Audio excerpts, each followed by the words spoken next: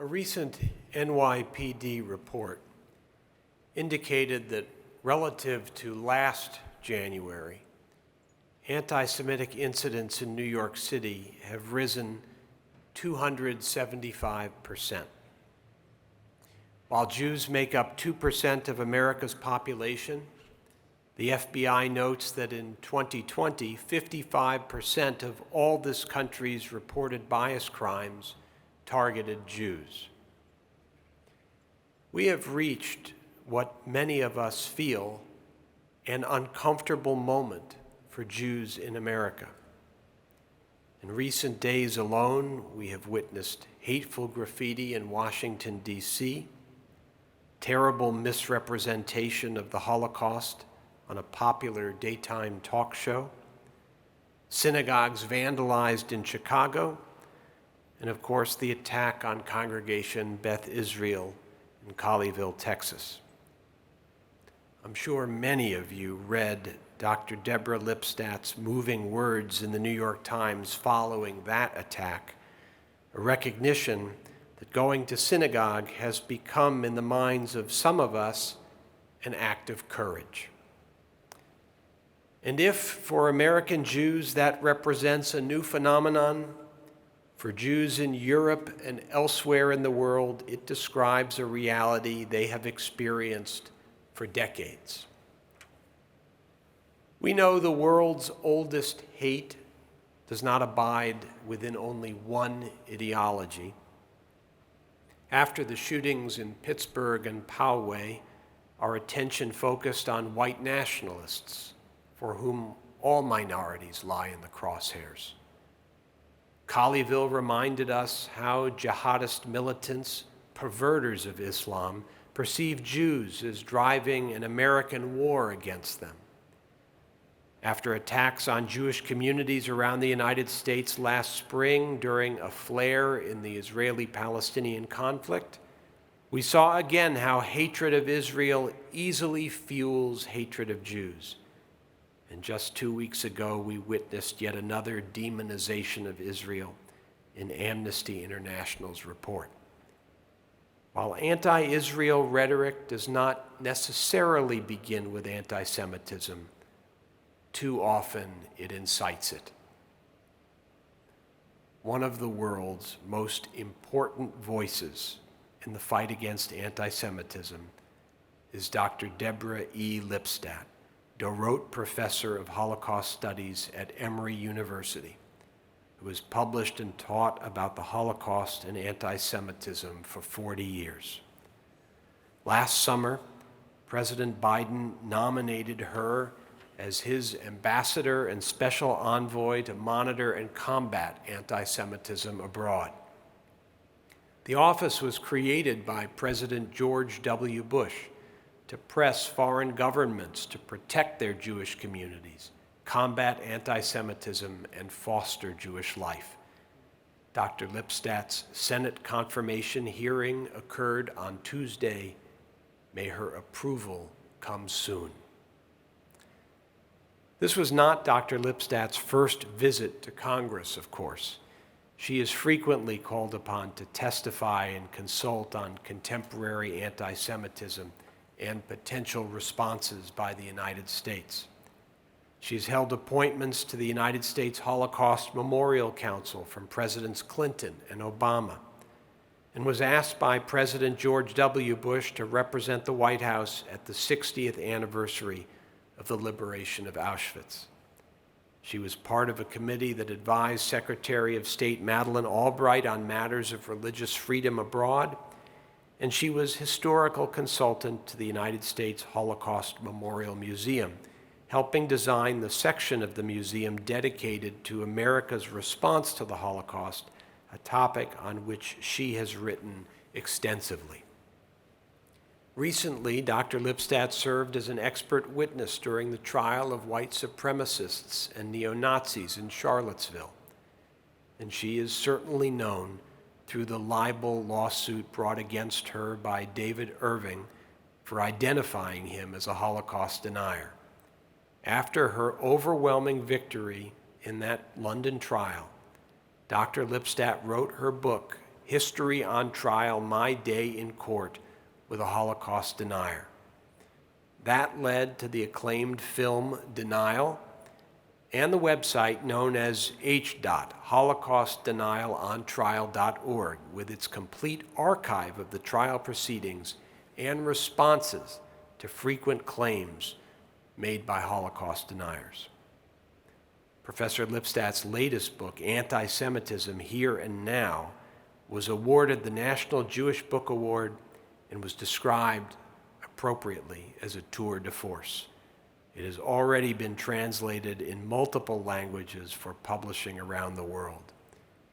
She just completed a biography of Golda Meir and is working on a book on forgiving entitled Sorry, Not Sorry, co-authored with Erica Brown. And of course, Dr. Lipstadt is a beloved teacher on the Emory campus, recognized with awards by students and colleagues alike. She has lectured all over the world and regularly appears on television networks around the world. But tonight, she is ours. So to address the topic of anti-Semitism across the globe, it is a true honor to welcome Ambassador nominee, Dr. Deborah Lipstadt.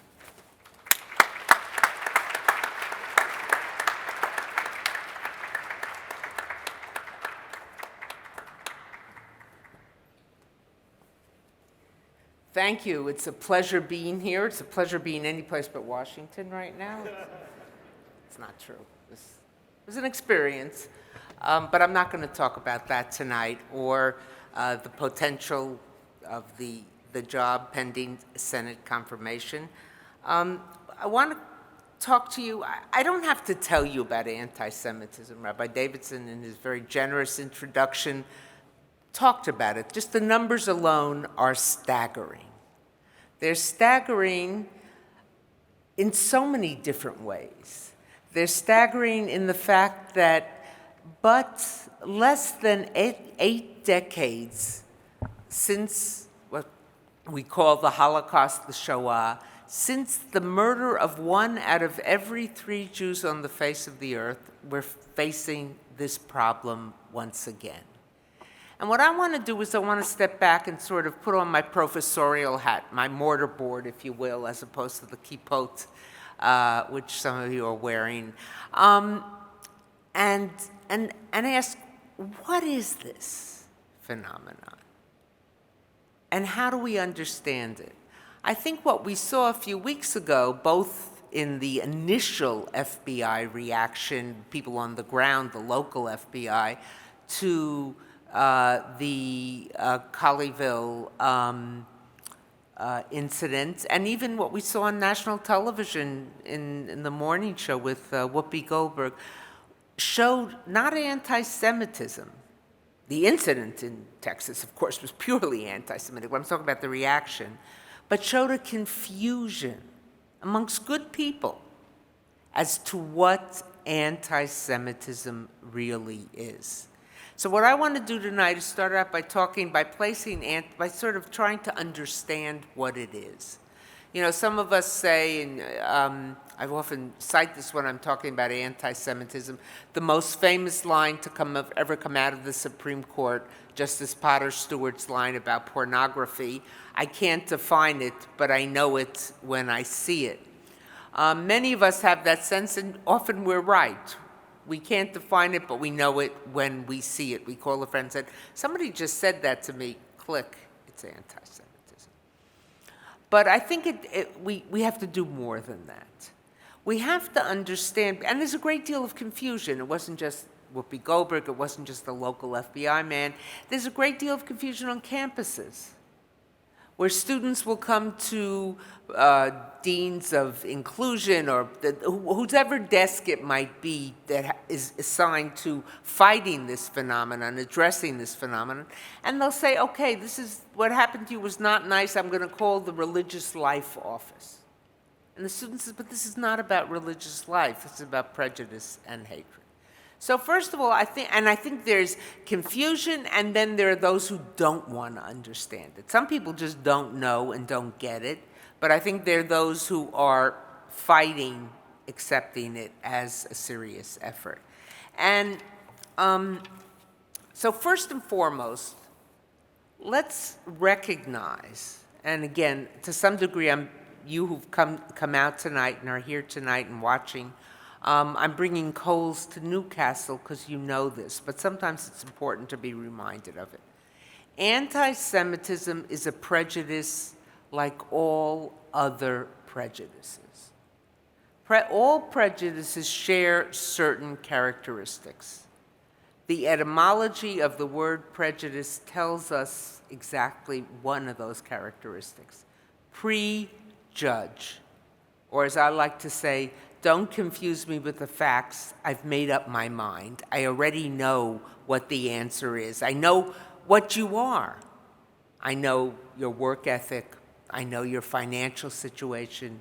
I know whether I can trust you. I know whether you're loyal.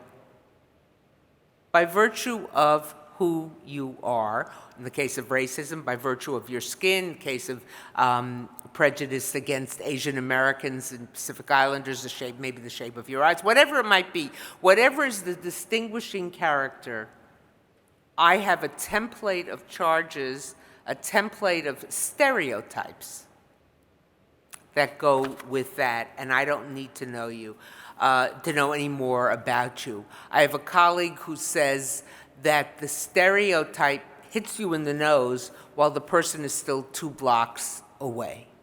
So in that sense, anti-Semitism is a prejudice. It's also a prejudice because if one person in the group does something wrong, it's not because they're a bad person or they're a terrible person. It's because that's how X are. In this case, that's how Jews are.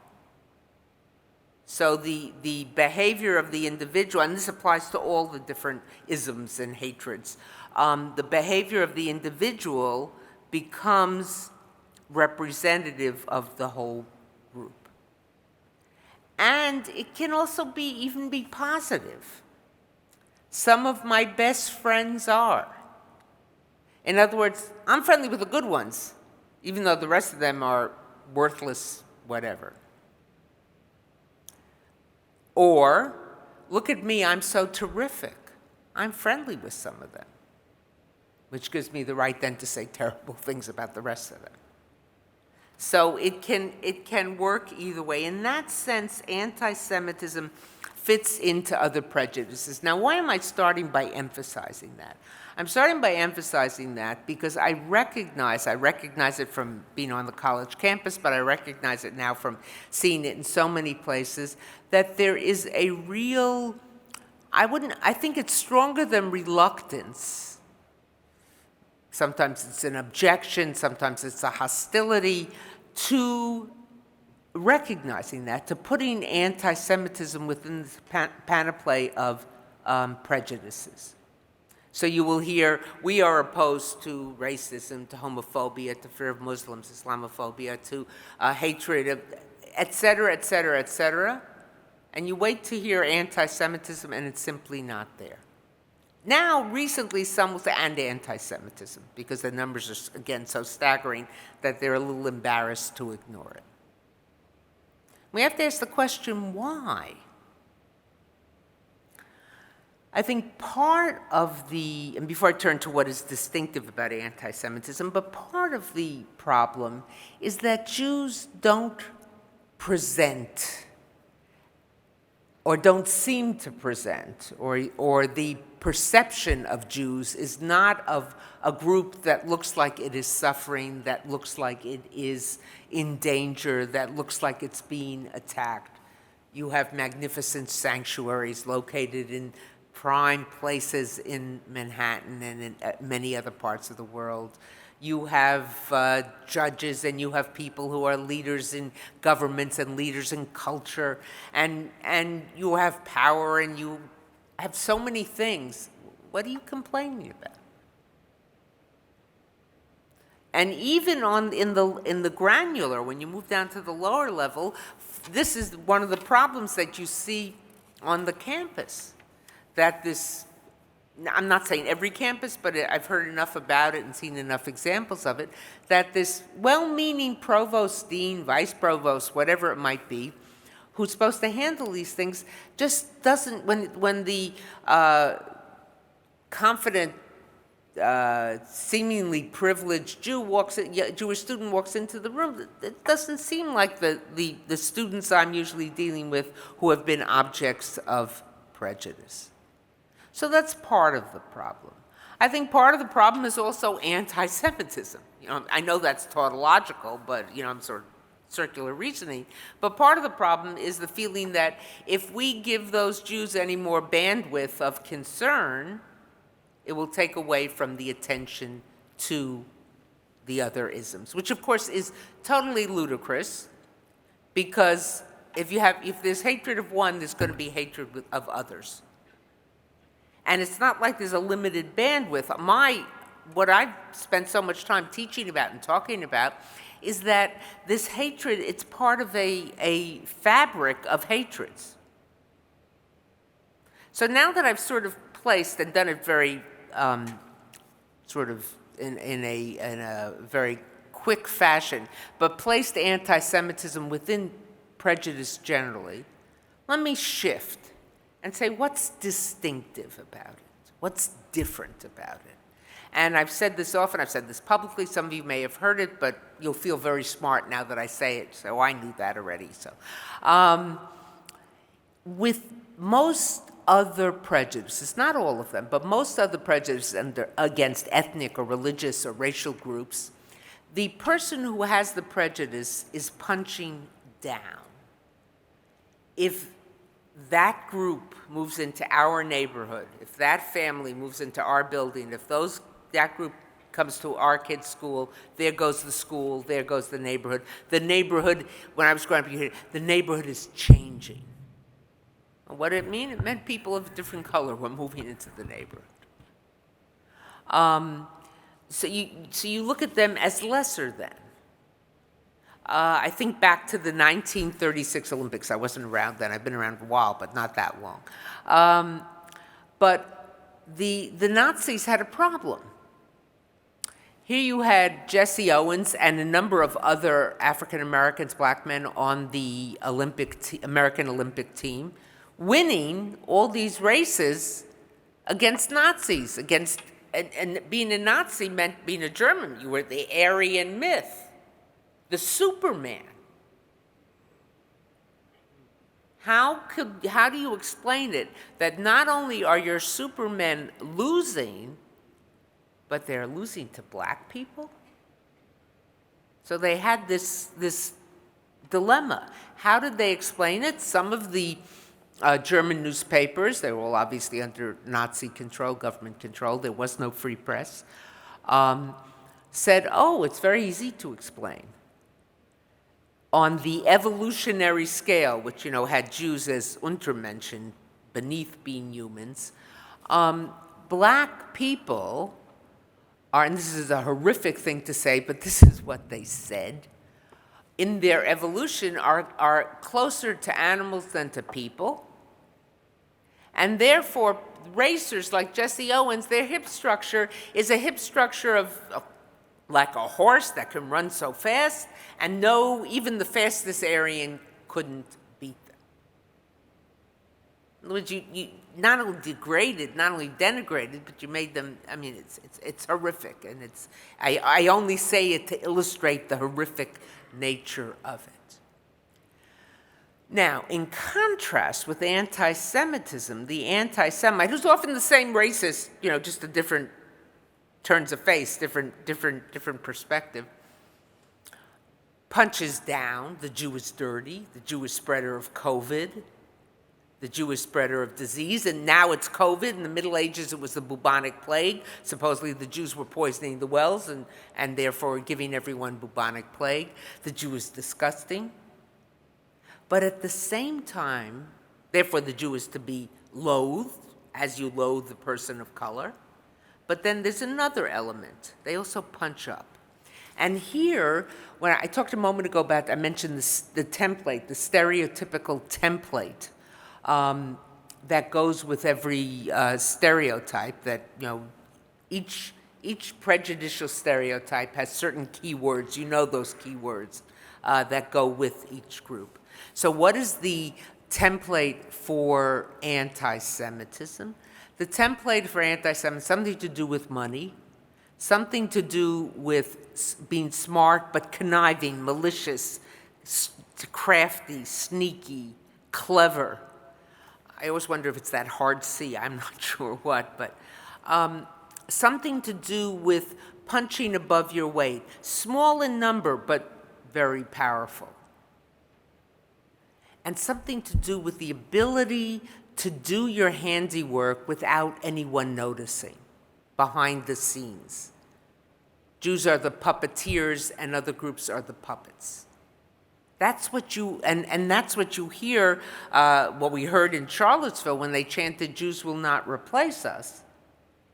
That Jews were trying to replace white people with black people, with brown people, but those people, remember, punching down, they're not smart enough, they're not capable enough to be doing this. There's a puppeteer behind the scenes, and it is the Jew. So the Jew is not just to be loathed, but the Jew is to be feared. So, and so that's one element of distinctiveness from other prejudices. And the other element that I want to touch on, and they're a number, but just the two I want to touch on tonight, is, and something we've become painfully aware of in recent months, is the conspiracy theory. And it goes back to the template, that the Jews are not just terrible and powerful, but they are engaged in a conspiracy against us, to harm us. That is their objective, to advance themselves and to harm the non-Jew. That is at the root, both the punching down and the punching up and the conspiracy theory of anti-Semitism.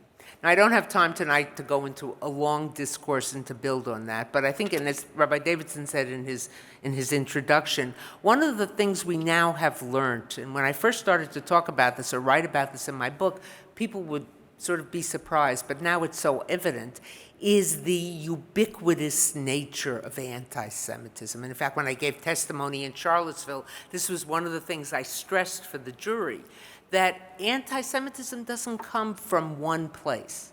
It's all across the political spectrum. It may present differently. One part of the political spectrum, it may present as violence. Another part, it may be institutional. It may be more rhetorical.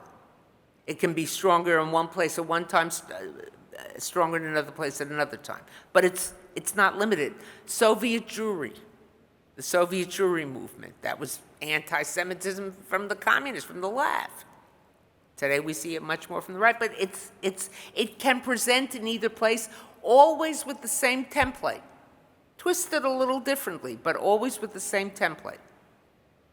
We can see it amongst Christians, we can see it amongst Muslims, we can see it amongst atheists, and sadly we can even see it amongst some Jews. We see it in Latin America, we see it in Europe, we see it in the Middle East, and we see it in countries with no Jews. And that's in part because of its ancient roots. So we are fighting a problem that is going to be very hard to defeat, if at all possible. But the important thing is to get people to understand, A, what this is, and that it is a danger, that Jews may seem very well situated, but things can change on a dime. And even if they don't change on the dime, it's not a good situation. It's not a good situation, which after Colesville, a mother said to me, my daughter is 12, and on Saturday morning she loves to walk to synagogue. Now she can walk by herself. She just have to wait for me to, my husband or both, or the family to go together, and she walks with another young girl who's a neighbor. And they have to walk on a main street. This isn't a prominent suburb. She said, and I'm a little nervous letting them go. Or students that you hear on very fine liberal arts colleges saying, we don't feel so comfortable. We go to Hillel Friday night, but we don't advertise it. Now, someone could say, well, that's not such a big deal. But once you start going underground, once you start hiding things, it's a slippery slope downwards. And it is a real problem. It is a problem, and it is a problem that is manifesting itself more and more. It's becoming okay to say it, okay to express it. But I want to switch gears here just in the few minutes that I have left, because this is not the message I want to leave you with on a Friday night, on a Shabbat. And it's not the message. I recently had a chance to speak to some students at a very fine liberal arts college who were talking about that. I spoke generally, and then I spoke to a group of Jewish students in a smaller private session, organized by the college and by the Hillel. And they talked about feeling uncomfortable. They talked about being on the defensive. And I was hard put, even though I don't know if I'm the expert, but there are a number of us, but I was hard put to give them, there is no easy answer, I said to them. There's no one answer to how to fight this. A specific argument I can tell you, I can explain to you. You know, Israel is not an apartheid state. Maybe many things wrong, but that's an ahistorical, unhistorical thing. Jews are not all white, et cetera, et cetera. But in general, I was looking for something to give them. And it's the same thing, this is what I gave them, and it's the same thing I want to give you, particularly since this is a Shabbat, and we were singing of the peace of Shabbat and the tranquility in the island and time, as the late Rabbi Abraham Joshua Heschel put it. Because I was asked by the students, how do you deal with this? And I stopped and I thought about it and I said, because it is not the sum total of who I am as a Jew. In fact, though it is what I deal with professionally and personally, of course, it's not even the main identity of who I am as a Jew. That I'm not a Jew because of the anti-Semite. I'm a Jew despite the anti-Semitism.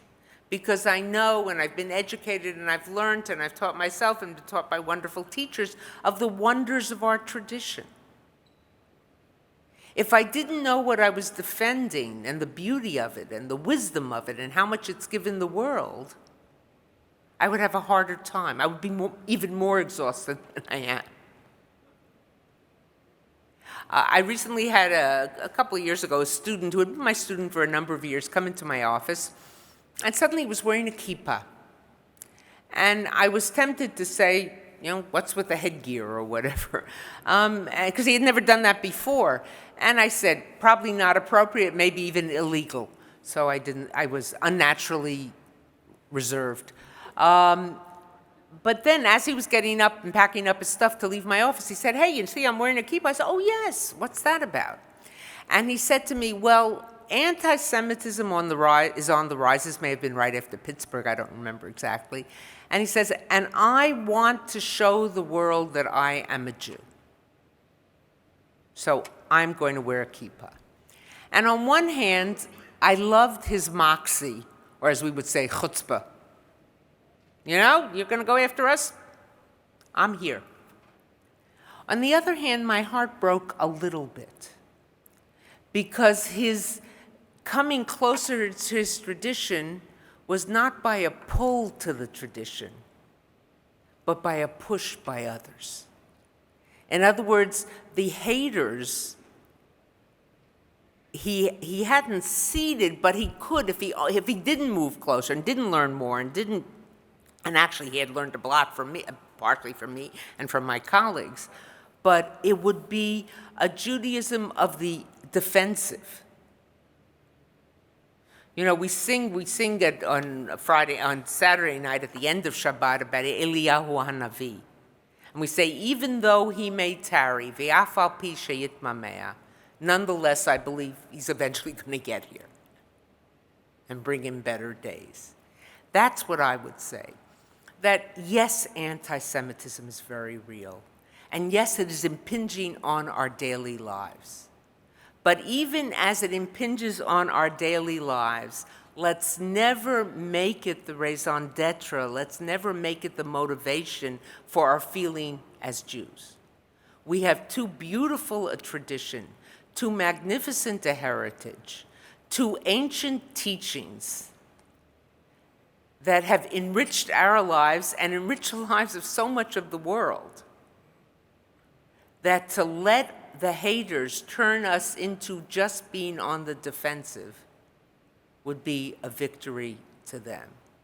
So my chizuk, my reinforcement, my strengthening to you is we've got to fight this fight, but never let it become the determining factor in who we are. And together, in the words of the psalm, let's hope we go michayel l'chayel, from strength to strength. Thank you very much.